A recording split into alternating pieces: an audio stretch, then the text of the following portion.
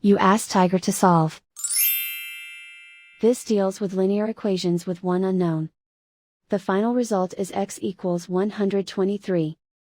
Let's solve it step by step. Simplify the expression. Break up the fraction.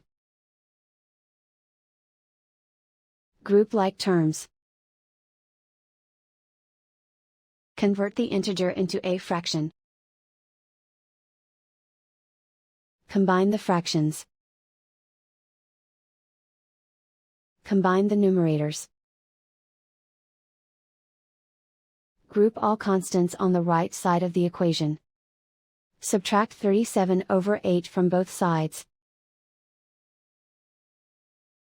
Combine the fractions. Combine the numerators. Reduce the zero numerator. Simplify the arithmetic.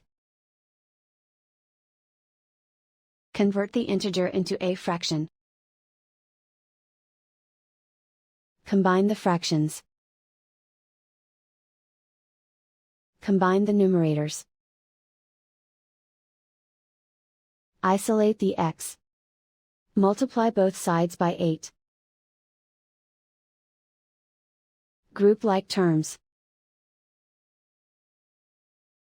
Multiply the coefficients.